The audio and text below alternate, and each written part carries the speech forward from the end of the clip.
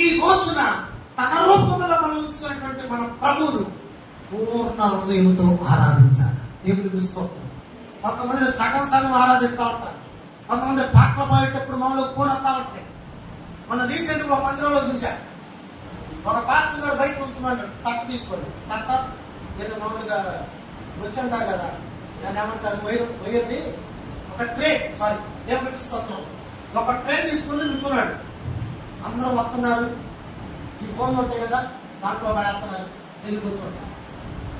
ఏంటది, అందరూ వస్తున్నారు, ఫోన్లు దాంట్లో వేస్తున్నారు, వెళ్ళి కూర్చుంటారు.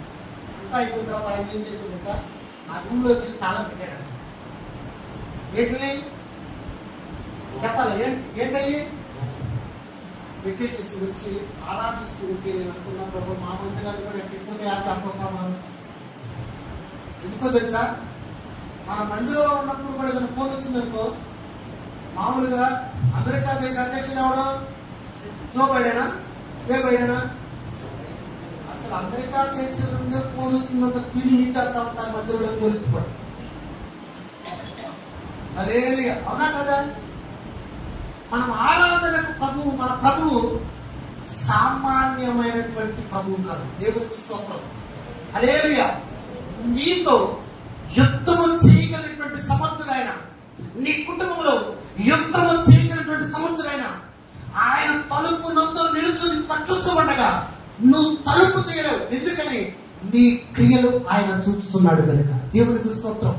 నీ ఆలోచన ఆయన చూస్తున్నాడు కనుక, నీవు నడిచే మార్గం ఆయన చూస్తున్నాడు కనుక, నీ ప్రవర్తన ఆయన చూస్తున్నాడు కనుక, నీవు ఏదైతే మాట్లాడుతున్నావో ఆ మాట ఆయన చూస్తున్నాడు కనుక, నీవు నీ క్రియలు ఆయన చూస్తూ ఉన్నాడు. ఒక రోజు భక్తిగా ఉండి రెండో రోజు భక్తిగా ఉండటం, భక్తిగా లేకపోవటం అది విశ్వాసానికి మంచిది కాదు, దేవునికి ఇష్టమైనటువంటి భక్తి కాదు. హల్లెలూయా, హల్లెలూయా. మన ప్రభు నిన్న ఏ విధంగా అయితే ఉన్నాడో ఈ రోజు, నిన్న ఏ విధంగా అయితే ఉన్నాడు ఈ రోజు, అదే ఇప్పుడే చెప్పా. హల్లెలూయా. నిన్న ఏ విధంగా అయితే ఉన్నాడు ఈ రోజు, నిన్న ఏ విధంగా అయితే ఉన్నాడు ఈ రోజు, గట్టి చెప్పచ్చు.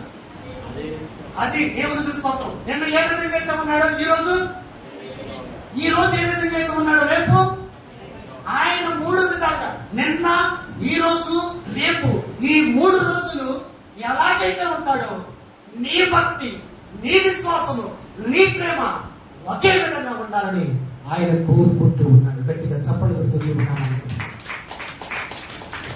హల్లెలూయా, హల్లెలూయా. యెషయా గ్రంథంలో ఒక చక్కని మాట ఉంటుంది. 43వ అధ్యాయంలో, ఇదిగో నేనొక నూతన క్రియ చేయించున్నాను. దేవుడికి స్తోత్రం. హల్లెలూయా, హల్లెలూయా. ఏంటది, ఒకసారి ఆ వైపు చూడండి. ఇదిగో, ఇదిగో, ఇదిగో అంటే ఏంటి? ఇదిగో అనే దానికి చాలా అర్థాలు. సపోజ్ నీ పక్కన మామూలుగా ఒక సీఎం గారు కాన్వాయ్ అవుతుంది, బండి మీద వెళ్తా ఉంది. ట్రాఫిక్ ఏదైతే సిగ్నల్ పడిందో ఆ ట్రాఫిక్ దగ్గర నువ్వు ఆగిపోయావు. నీ పక్కన వచ్చేసి సీఎం గారు కాన్వాయ్ ఆగింది, సీఎం గారు కారు ఆగింది.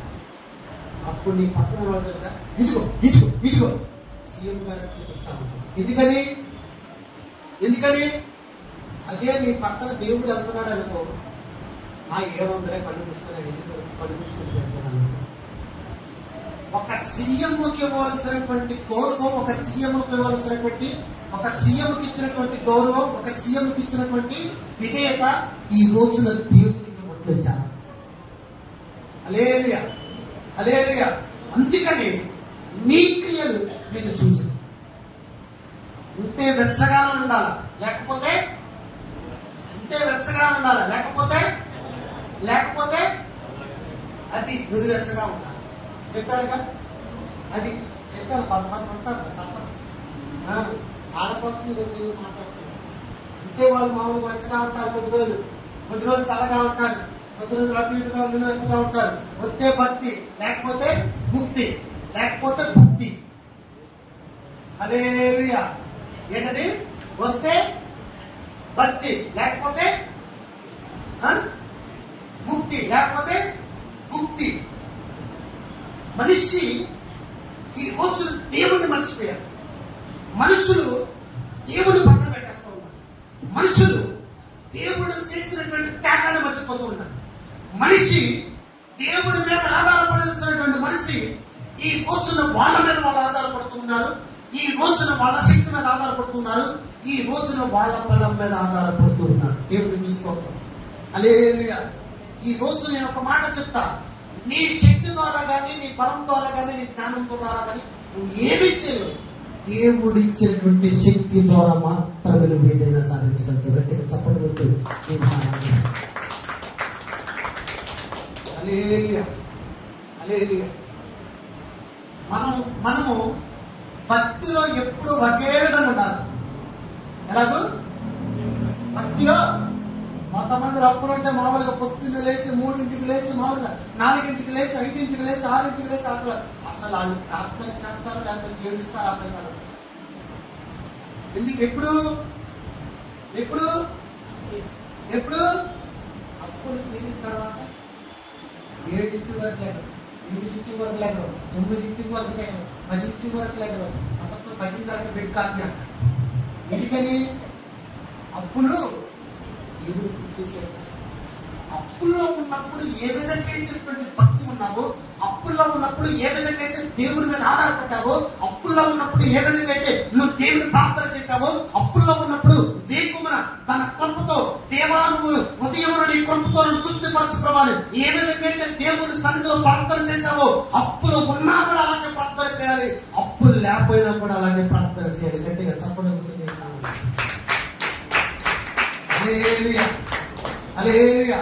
ఈ రోజు నీ భక్తి వచ్చే సంవత్సరానికి ఇదే రోజు కూడా అలాగే ఉండాలి.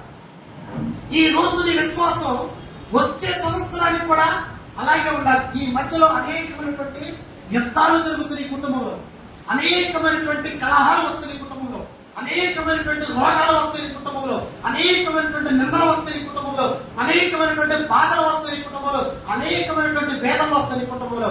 ఇవన్నీ కూడా ఒక తుఫాను వచ్చి ఒక ప్రాంతాన్ని ఏ విధంగా అయితే అల్లకల్లోలం చేసిందో, ఇవన్నీ కూడా అలాగూ వస్తాయి.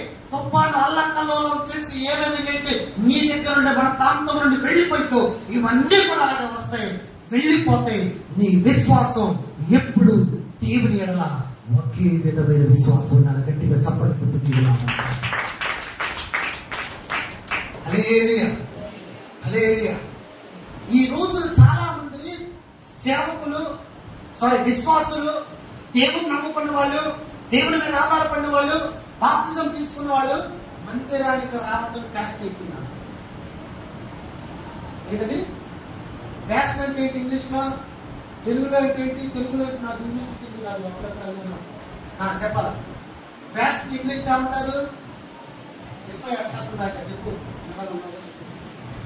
ఫ్యాషన్ ఇంగ్లీష్ ఏమంటారు? ఇంగ్లీష్ లో ఫ్యాషన్ కదా. తెలుగులో ఏమంటారు? తెలుగులో ఏమంటారు దాన్ని? మోడలా? మోడల్ మీద అంటారు కదా. నీకు తెలిసిందే, తప్పేం కాదు. దేవుని చూసుకుంటాం. ఒక ప్యాషన్ రోలాగా మనం ఉండకూడదు. అప్పుడప్పుడు తడుక్కుమనే వాళ్ళుగా ఉండకూడదు. హల్లెలూయా. ఇంగ్లాండ్ దేశం నుండి భారతదేశానికి జాన్ హై అనే ఒక వ్యక్తి దేవుని యొక్క స్వార్థ భారాన్ని కలిగి దేవుని ప్రకటించడానికి భారతదేశానికి వచ్చారు. భారతదేశానికి వచ్చినప్పుడు భారతదేశంలో ఉన్నటువంటి సంప్రదాయాలు చూసి, భారతదేశంలో ఉన్నటువంటి ప్రజలు చూసి, భారతదేశంలో ఉన్న వాళ్ళు ఆచరిస్తున్నటువంటి పద్ధతులు చూసి, భారతదేశంలో వాళ్ళు ఆచరిస్తున్నటువంటి భక్తిని చూసి ఆయన కలత చెంది, రోదన చెంది, వేదన చెంది ఎవరితో కూడా మాట్లాడకుండా మందిరం వాళ్ళు ఆయన ఏ విధంగా అయితే భారతదేశానికి వచ్చి ఒక రూమ్ తీసుకున్నాడు, ఆ రూమ్ లో 24 గంటల ప్రార్థన చేయడం మొదలుపెట్టాడు. దేవుడికి స్తోత్రం. ఎన్ని గంటలు? 24 గంటల ప్రార్థన చేయడం మొదలుపెట్టాడు. ఒక రోజున 3 రోజులు దాదాపు ప్రార్థన చేసేవాడంట. ప్రార్థన చేసినప్పుడు ఈ ప్యాంట్ ఉంటుంది కదా, నా వ్యక్తి తల్లారా, హల్లెలూయా, వెళ్ళిపోయింది ఎక్కడికా మహాతల్లి, మామూలుగా ఏ కళ్ళలో ఉన్నావో తల్లా, ఇక్కడ ఉండు. ఈ ప్యాంట్ ఉంటుంది కదా, ఏ ప్యాంటు? ఈ ప్యాంటు మోకరించినప్పుడు ఈ ప్యాంట్కి రంధ్రాలు పట్టాయి. ఏం పడ్డాయి? మోకరించినప్పుడు రంధ్రాలు పట్టాయంట. ఈ రంధ్రాలు పడిన తర్వాత ఆయన ప్రార్థన చేస్తూ చేస్తూ మనకు గుండె ఎక్కడ ఉంటుంది? మనకు గుండె ఎక్కడ ఉంటుంది? మన శరీర భాగంలో గుండె ఏ పార్ట్ ఉంటుంది? అది కూడా చెప్పాల్సింది. కదులారా చెప్పండి. అదే గుండె ఎక్కడ ఉంటుంది? మనకి నెత్తి మీద ఉంటుంది. ఎవరంటే అదే మన శరీర భాగంలో గుండె నెత్తి మీద ఉంటుందంటే మనం బయట చూడాలి.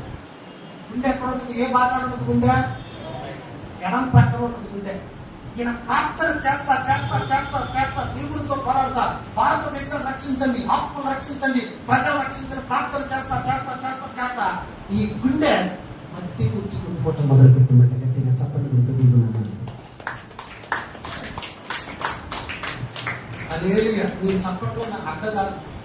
ఈ గుండె నీ దగ్గర కొట్టుకోవాల్సిన గుండె నీకు అక్కడ నుండి జరిగింది అనుకున్న తపాలను పడి ఏంటది? నీ గుండె మామూలుగా కొడితే లబ్ధం ఉంటుంది. ఎప్పుడు కూడా నార్మల్ గానే ఉంటుంది. ఏదైనా కట్టుంటే మామూలుగా అటు ఇటు తిరగాలి, ఖనిజాల్లో తిరగాలి, అటు వెళ్ళాలి ఇటు వెళ్ళాలి అన్నప్పుడు కొంచెం స్పీడ్ గా కొట్టుకుంటుంది. నీ గుండె అలేరియా నీ గుండె కొంచెం కదిలిన ఆ ఉండవలసినటువంటి ప్రదేశం నుండి నువ్వు ఎక్కడికి వెళ్తావా? డైరెక్ట్ గా ప్రభా నీకు స్తోత్రాలు చేశాను. కానీ ఆ మిషనరీ యొక్క ఆ గుండె మట్టి గురించి కొట్టుకోవడం మొదలు పెట్టిందంట. గట్టిగా చప్పట్లు అదే మట్టికి వచ్చి కొట్టుకోవటం మొదలు పెట్టింది. ఏ విధంగా అయితే ఎడం ప్రక్కన గుండె కొట్టుకుంటుందో మట్టికి వచ్చి కొట్టుకోవటం మొదలు పెట్టింది. ఆయన ప్రార్థన నుండి లెగలేదంట. హల్లెలూయా. దేవుని మీద ఉన్నటువంటి విశ్వాసాన్ని కోల్పోలేదు, దేవుని మీద ఉన్నటువంటి భక్తిని కోల్పోలేదు. ఆయన ఆశ ఒకటే, ఆయన గురి ఒకటే, ఆయన గమ్యం ఒకటే. భారతదేశంలో ఆత్మలను రక్షించాలి, భారతదేశంలో అనేకులు రక్షించాలి. భారతదేశంలో తలుపు ఎవరైతే దేవుడు తెలియక నశించిపోతున్నారు వాళ్ళందరికీ దేవుడు పరిచయం చేయాలి. దేవుడు తలుపు తడితే వీళ్ళందరూ తీసేటట్టు చేయాలి. ఒక ఆశతో గుండె మధ్యకు వచ్చి కొట్టుకోవడం మొదలు పెట్టిన ఆయన మోకరించి బయటికి రాలేదు, మోకాల గడ్డ మీద బయటికి రాలేదంట.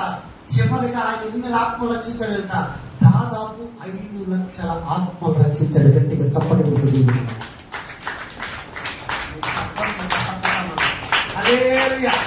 ఎన్ని లక్షల?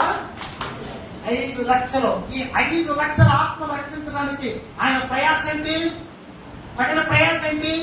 ఈ మోకరించినప్పుడు ఈ ప్యాంటు కూడా పగిలిపోయి ఆ మోకాళ్ళు ఏ విధంగా అయితే ఉంటాయో ఆ మోకాళ్ళు పగిలిపోయి ఈ గుండె ఇక్కడ కొంచెం కొట్టుకున్నా కూడా దేవుడి మీద ఉన్నటువంటి విశ్వాసాన్ని కోల్పోలా, దేవుడి మీద ఉన్నటువంటి నమ్మకాన్ని కోల్పోలా.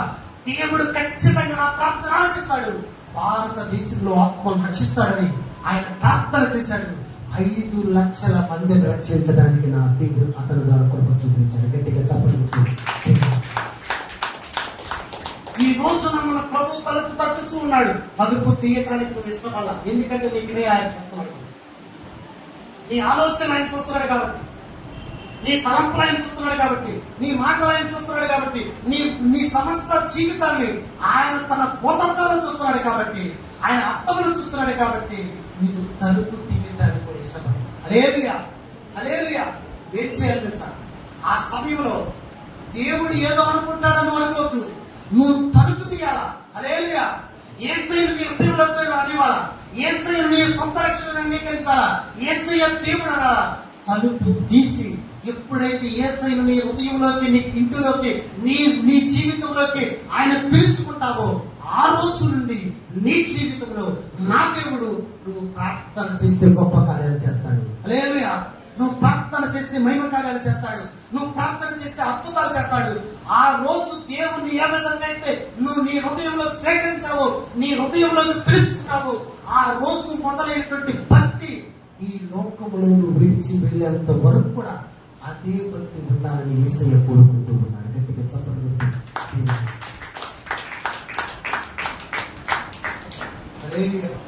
కొంతమంది మనుషులకు భయపడతారు, దేవునికి భయపడరు. ఏంటది?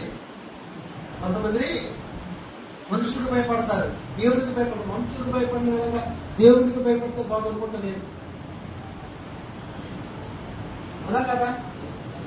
ఇదిగో నేను ఒక నూతన క్రియ చేయించున్నాను. హల్లెలూయా. మన సంఘమైన ఆయన ఒక నూతన క్రియను చేయటం మొదలు పెట్టాడు. దేవుడు స్తోత్రం. హల్లెలూయా. ఇక్కడ కూర్చున్న వారి ఎడల నా దేవుడు ఒక నూతన క్రియను చేయటం మొదలుపెట్టాడు. నేను మిమ్మల్ని నా నోటిలో నుండి ఉమ్మి వేస్తున్నాను అని అన్నాడు. కానీ మన దేవుడు ఉమ్మి వేసే దేవుడు కాదు. మన దేవుడు మనల్ని విడిచి వెళ్ళిపోయే దేవుడు కాదు. మనల్ని విడిచి ఆయన దాటిపోయే దేవుడు కాదు.